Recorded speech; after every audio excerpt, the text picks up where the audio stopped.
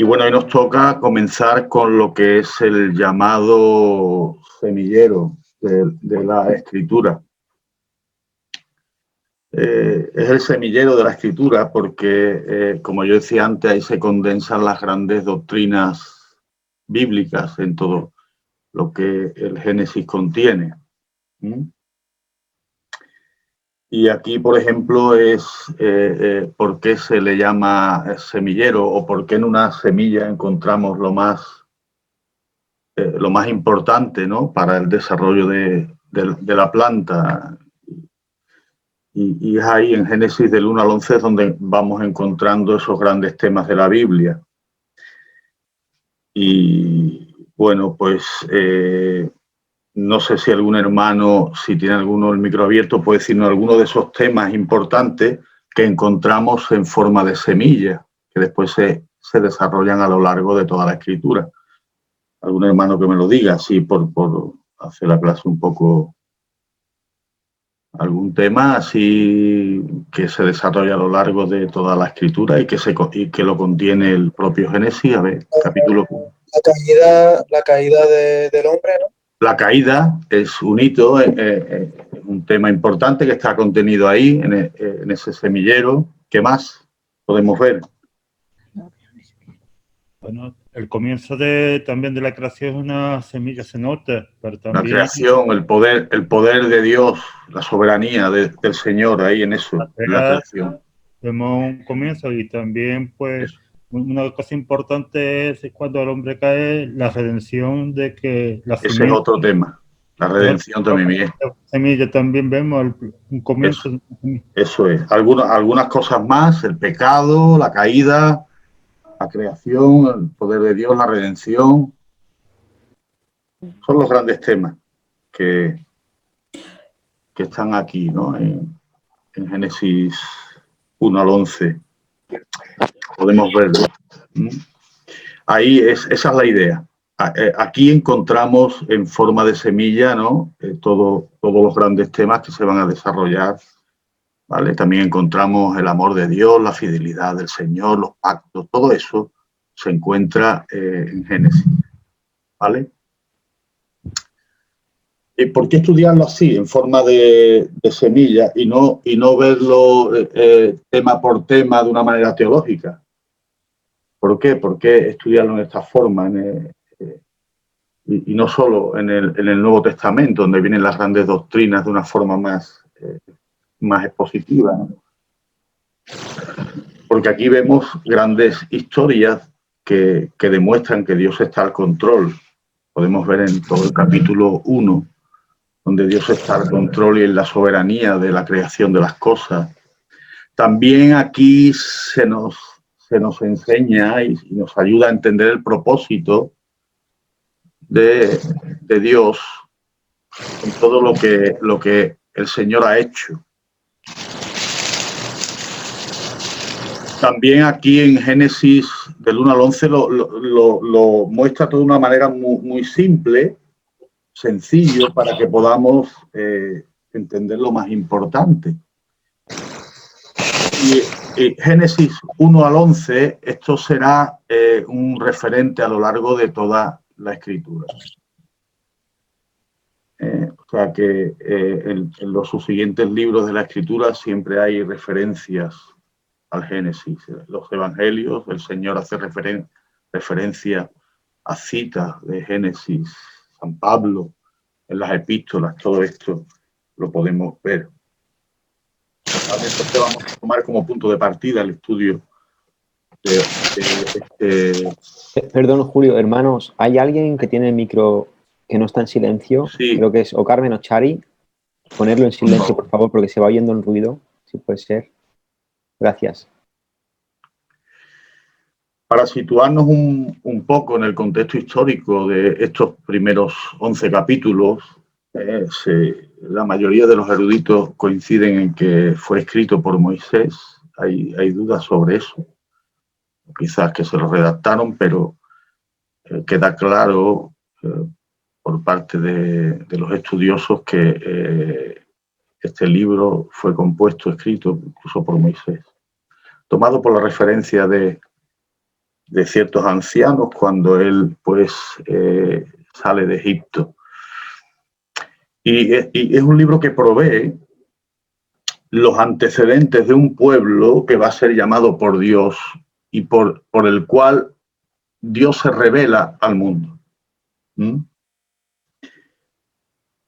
Dios les va a informar del problema del pecado y además le va a dar solución al pecado.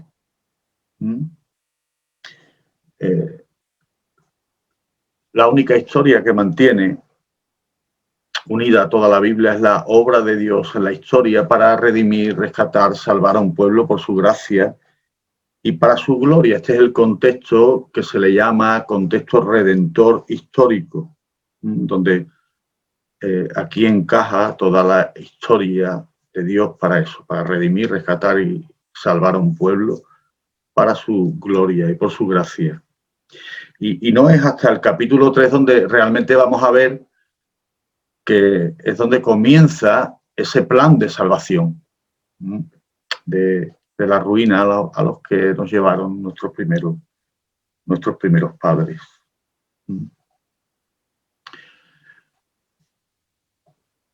No solamente el libro de Génesis nos sitúa en un contexto histórico para la Biblia, sino que es el fundamento de toda la Biblia, ¿no? La gran pregunta es qué faltaría en nuestra comprensión de toda la Biblia si no tuviésemos este semillero, si no tuviésemos Génesis del 1 al 11, donde se dan estos grandes temas profundos, pero vistos de una manera sencilla, real, ¿no? Con imágenes.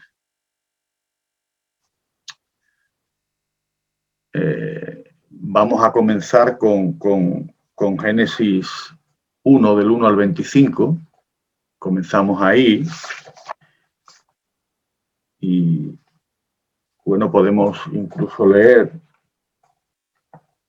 los 5 primeros versículos, si lo tienen los hermanos a mano, la escritura.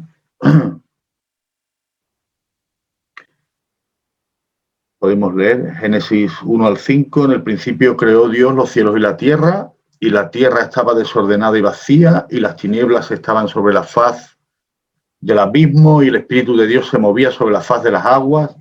Y dijo Dios: sea la luz, y fue la luz. Y vio Dios que la luz era buena, y separó la luz de las tinieblas, y llamó Dios a la luz día, y las tinieblas llamó noche. Y fue la tarde y la mañana un día. ¿Y qué nos muestra aquí? ¿Quién es el sujeto de esta primera oración que vemos en la Biblia? El sujeto es Dios. Dios es el que crea.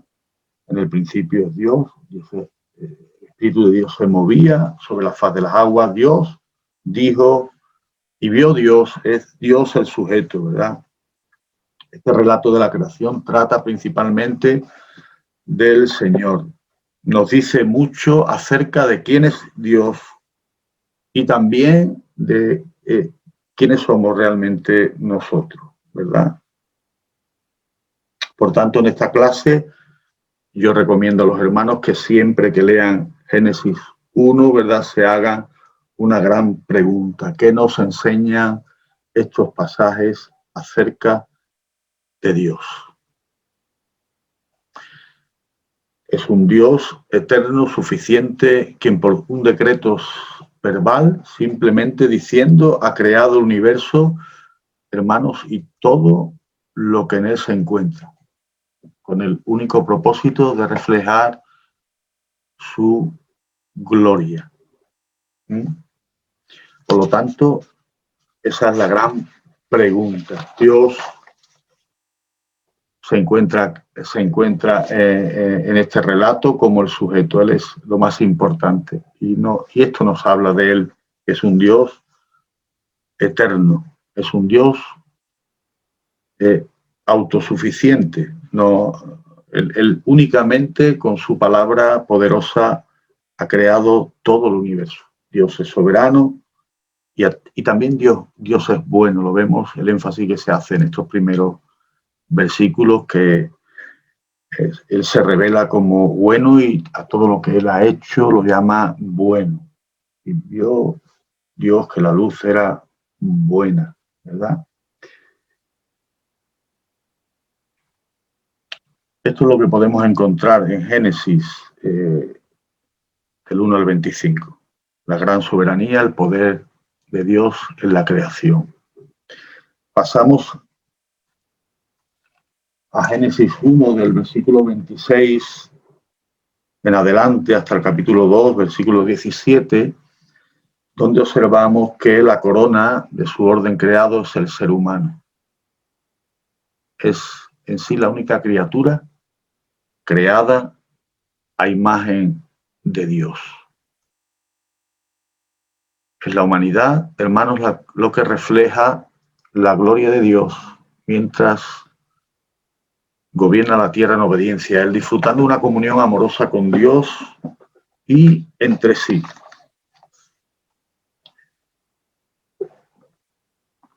Observamos el versículo 26, dice, entonces dijo Dios, hagamos al hombre a nuestra imagen conforme a nuestra semejanza y señoré los peces, el mar, las aves de los cielos, las bestias en toda la tierra, en todo animal que se arrastra sobre la tierra. Observamos lo que se dice de los seres humanos, que fueron creados a imagen de Dios, y que Dios hizo todo lo demás según su naturaleza.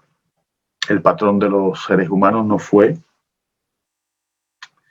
el de cualquier otra criatura, sino que lo hizo a su imagen y semejanza. ¿Qué quiere decir esto? Que Dios tiene raciocinio, Dios tiene inteligencia, memoria, Dios tiene normas éticas, Dios tiene la capacidad de amar y de tener relaciones con otros, la habilidad de hablar y de comunicar ideas y así, ¿no? Sucesivamente. Eso es lo que significa que nosotros hemos sido creados a su imagen. Y es por ello que nosotros tenemos esa relación distintiva con Dios, donde tenemos una relación personal con Dios. Debemos de tomar estos atributos y, ¿verdad?, en nuestra vida y por tanto brillar con esas características sobre toda la tierra, reflejando la gloria de la creación del Señor, ¿no? Eso es lo que podemos ver en los versículos 26 y 28, reflejar la gloria de Dios. El hombre ha sido llamado a tener dominio sobre las diversas partes de la creación. Pero Dios al hombre y a su imagen y a imagen de Dios lo creó, varón y hembra los creó, los bendijo. Dios les dijo, fructificad, multiplicad, llenad la tierra, sojuzgadla y señoread en los peces del mar y las aves del cielo y en todas las bestias que se mueven sobre la tierra. Hemos sido llamados a tener dominio sobre la creación.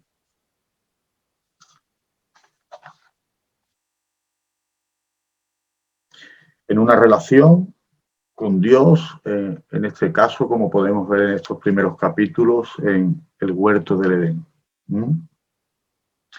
Por lo tanto, la idea central es que el hombre actúa o debe de actuar como un rey y un sacerdote para la creación. Y es en ese sentido que el propósito del llamado del hombre se expresa también en la profecía de Habacuc, porque la tierra será llena del conocimiento de la gloria del Señor como las aguas cubren el mar. Y en ese resumen, ¿no?, lo que podemos ver en estos capítulo 1 y parte del capítulo 2, es eso, la corona de su orden es el ser humano, creados a imagen y semejanza de Dios.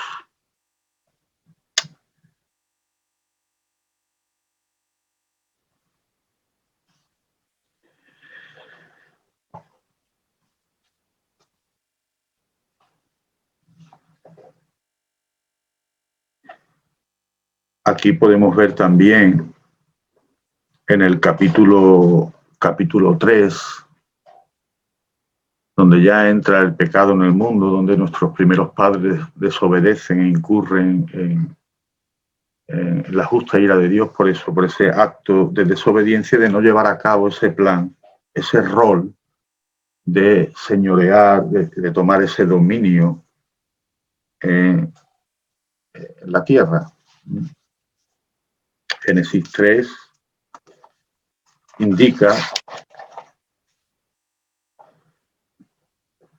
que realmente el ser humano ya pierde esa comunión con el Señor. Nuestros primeros padres escogen querer ser iguales a Dios. Desobedecen, incurren en esa justa ira de Dios y aunque son expulsados del Edén por su desobediencia, y ahora lo veremos, los versículos 1 al 5, realmente no reciben toda la ira que merecen.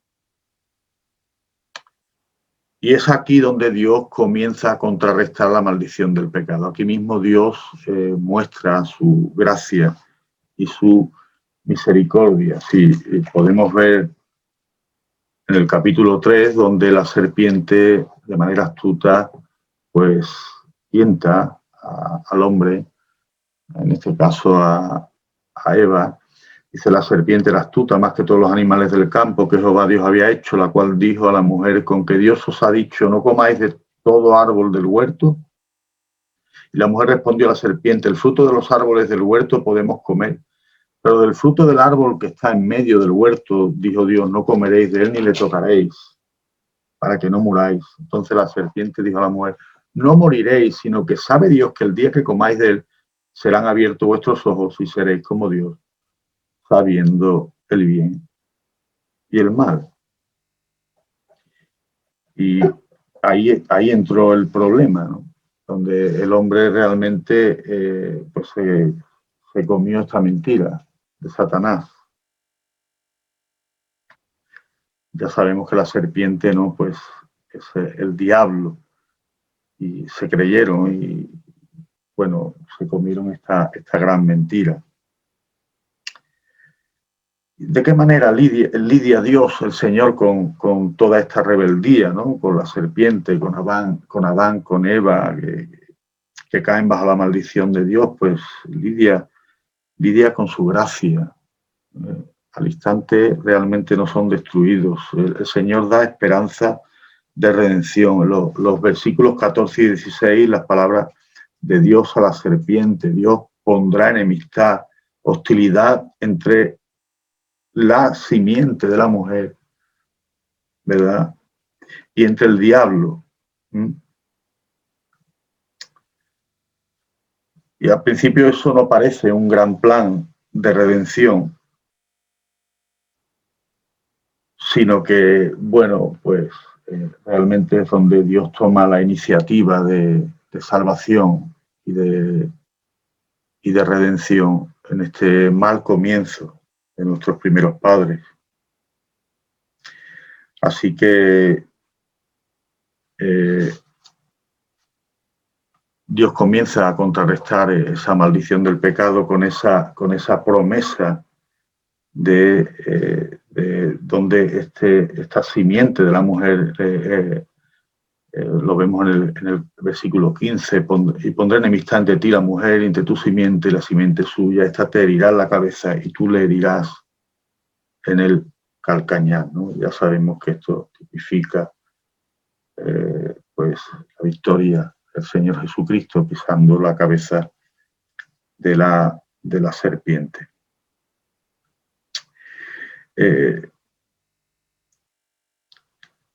Realmente, y la idea aquí es que vamos a encontrar pues, prácticamente dos simientes, ¿no? La simiente de la descendencia de la mujer y la simiente de la descendencia de la serpiente. Hay como una especie de declaración de que la humanidad será dividida en dos bandos, ¿no?, cuando vemos estos versículos.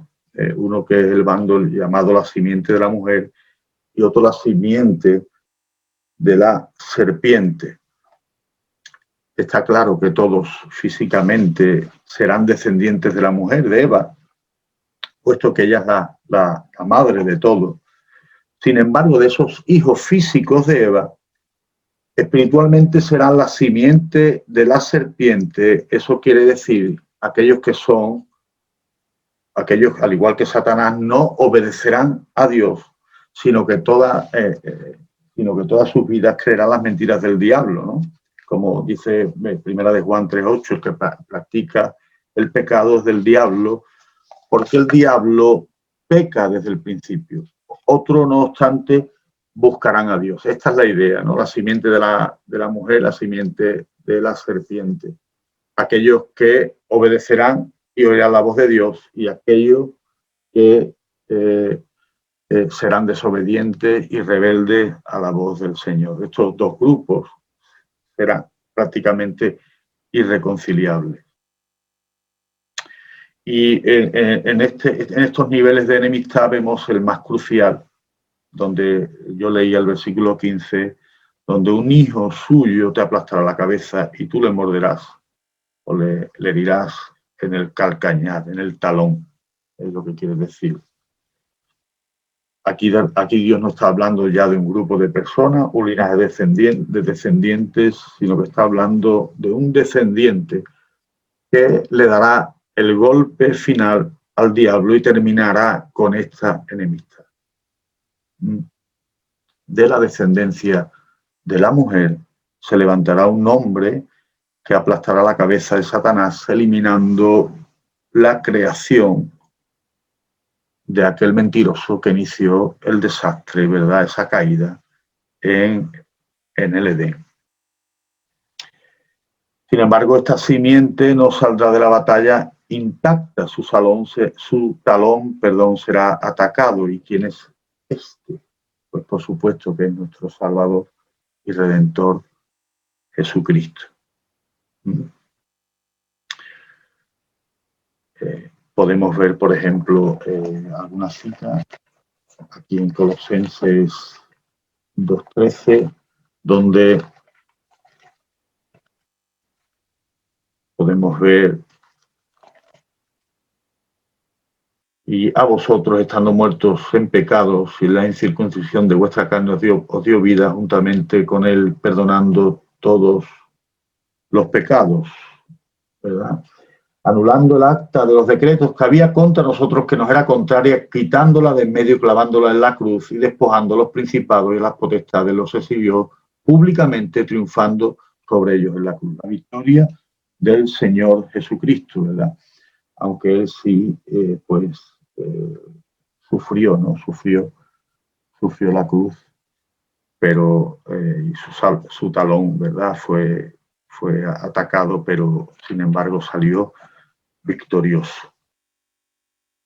Podemos pasar también aquí a Génesis 4, a lo largo de esta historia bíblica, donde vemos que pasan las generaciones, pasan las distintas generaciones, pero el pecado sigue habitando en los corazones de los hombres. Y además esto empeora. Y con todo esto la descendencia de la mujer continúa.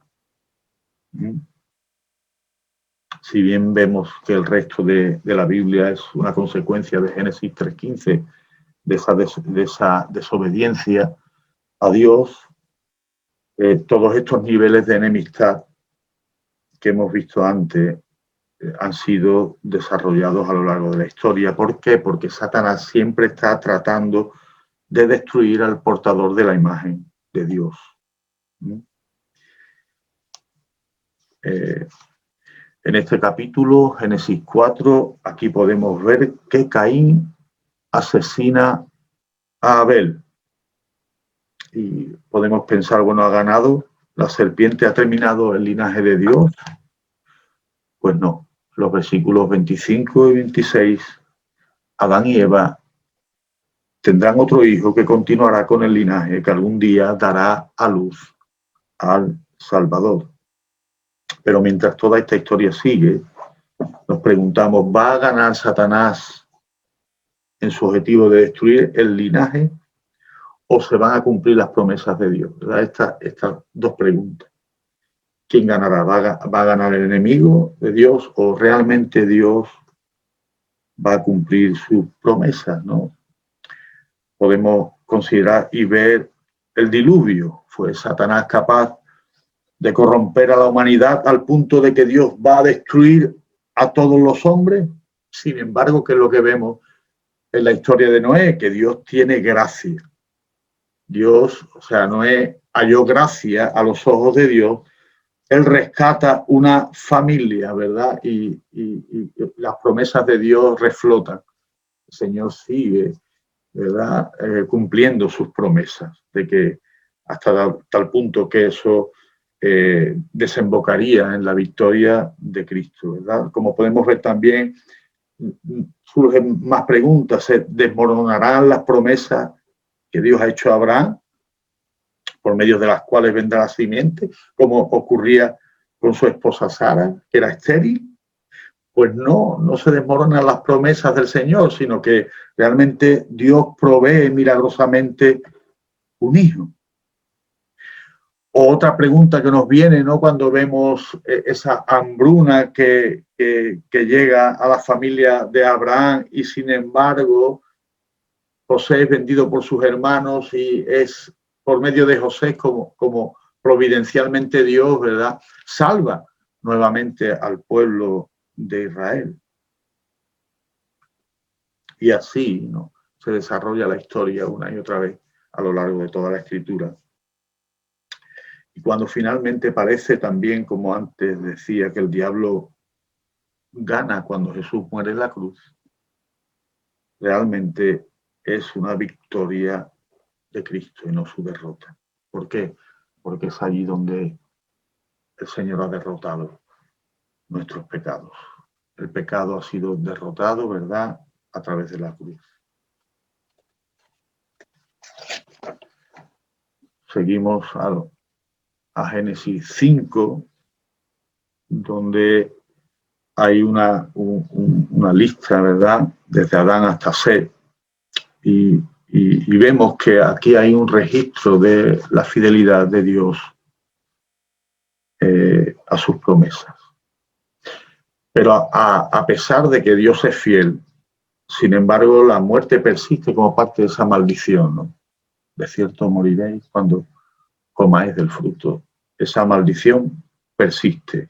Y todos estos versículos, cuando observamos el capítulo 5 de Génesis, hay una frase, hay una palabra que siempre es constante: y murió, y murió, y murió, y murió, ¿verdad? Y esto nos recuerda, este compás nos recuerda esa terrible certeza de lo que les espera a los pecadores de este mundo, incluso a aquellos que son de la simiente de la mujer y que buscan obedecer al Señor. También aquellos aún son pecadores. Esa es la realidad, y ese es el contenido de Génesis 5.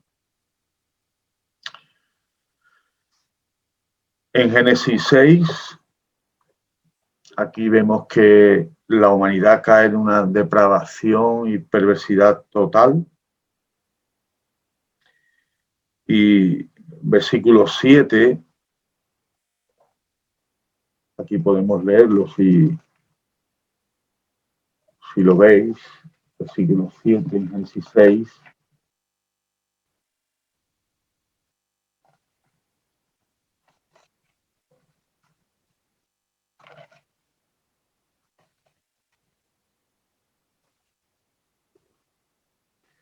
Vemos el juicio de Dios, el anuncio del juicio de Dios. Y dijo el Señor: raeré sobre la faz de la tierra a los hombres que he creado, desde el hombre hasta la bestia, hasta el reptil y las aves del cielo, pues me arrepiento de haberlos hecho.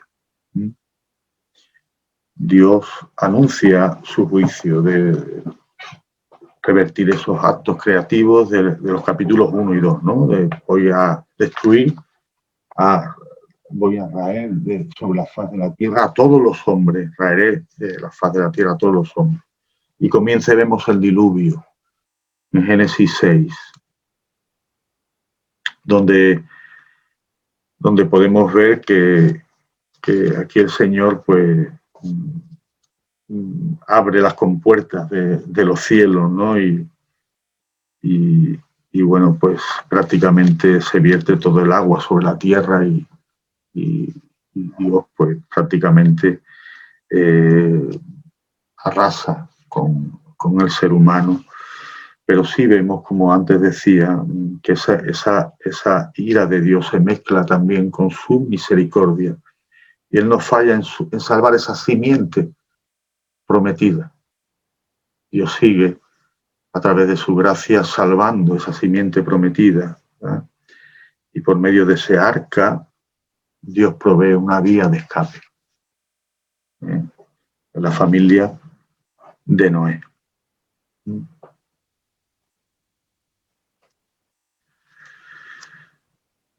Y es la constante en la historia. Dios se vuelve extremadamente peligroso, pecaminoso, rebelde. Dios juzga eso, ¿verdad? Pero a la vez hay un tiempo de gracia para la humanidad y Dios sigue y permanece fiel a esas promesas que podemos ver en los primeros capítulos de Génesis. Dios sigue siendo fiel.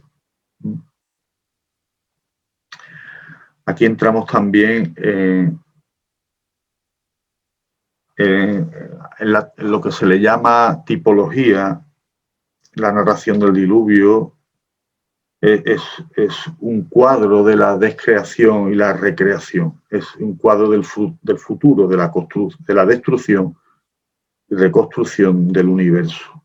Y no esta vez, como lo podemos ver en la epístola de Pedro, no por agua, ¿no?, sino por fuego. Habrá una renovación, una transformación de todas las cosas.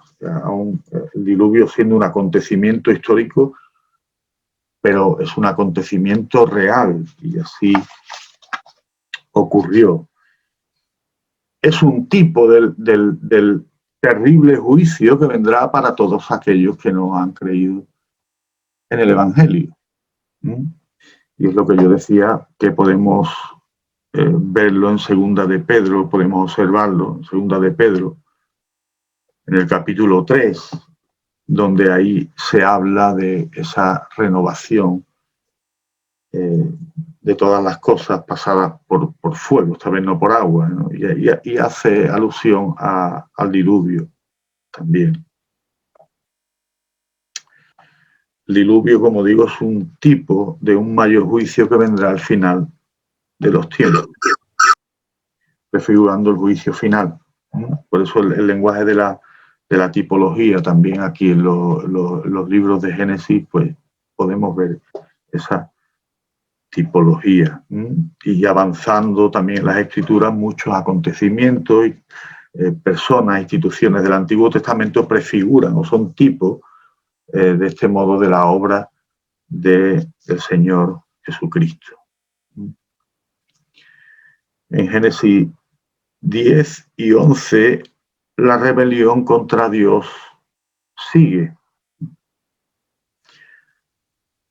Dios ha tenido gracia y misericordia, la creación es hecha nuevamente, Dios ha dado una nueva oportunidad de gracia a través de la familia de Noé, pero el pecado permanece. Y aquí podemos ver en este capítulo la Torre de Babel, donde la humanidad quiere ganarse un nombre, la humanidad quiere engrandecerse, ¿no? Y por medio de esta torre, pues, pretende llegar a los cielos. Parece ser que los hombres querían promover su propia gloria y no la gloria de Dios. Y además ellos pretendían dispersarse por toda la tierra. Dispersémonos, si leemos este capítulo, pues lo vamos a encontrar.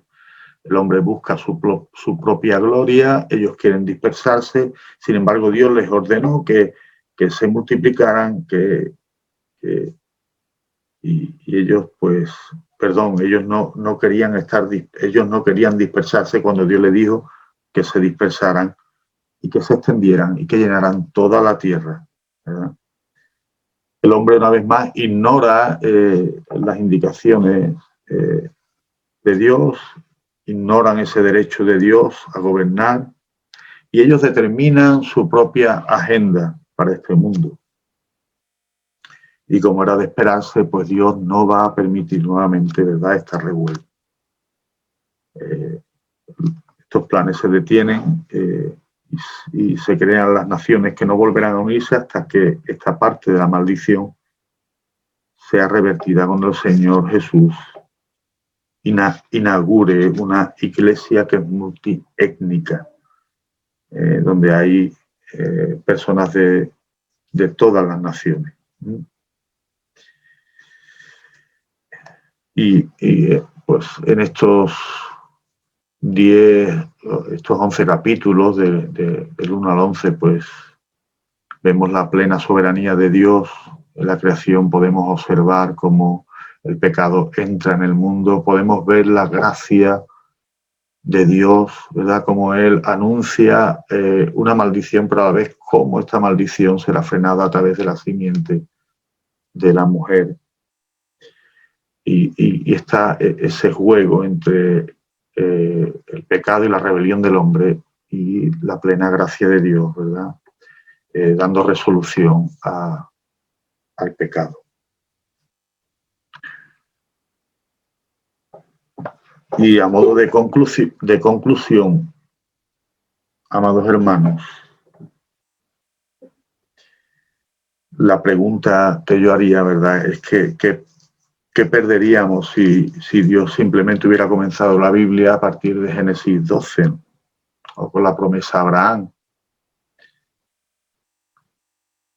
Pues hubiéramos perdido los capítulos 1 y 2, ese perfecto diseño de Dios, hubiéramos perdido la realidad de nuestro pasado, nuestro pecado, ¿verdad?, la caída de nuestros primeros padres, la naturaleza de nuestro pecado, porque podemos ver como también el apóstol Pablo en Romanos 1 pues hace un desarrollo de la doctrina del pecado, ¿no? Y ahí lo vemos, pero hubiéramos perdido esa rebelión del hombre contra su creador. Y lo que vemos aquí en estos importantes capítulos de Génesis es lo que sucede cuando el hombre pecaminoso, el pecador, se cruza con un Dios santo. Y es lo que vemos, hay justas consecuencias para las acciones de los pecadores, pero también hay una respuesta paciente y misericordiosa de un Dios amoroso. La historia de redención comienza aquí en estos primeros capítulos y prepara su camino para redimir una humanidad caída y a un universo corrompido. Llegará un momento, amados hermanos, donde Él va a restaurar ese ambiente inmaculado, esa perfecta paz, amor y comunión que realmente existían en esa creación original, en esos primeros pasos del hombre, de Adán y de Eva en el huerto con Dios. Eso va a ser restaurado. Y para esto, Dios lidiará con el pecado, conquistará la muerte. Él va a mantener esa promesa que ha hecho a la mujer de que uno de sus descendientes va a triunfar sobre la enemistad de Satanás con la humanidad. Y es hacia allí donde van, ¿no?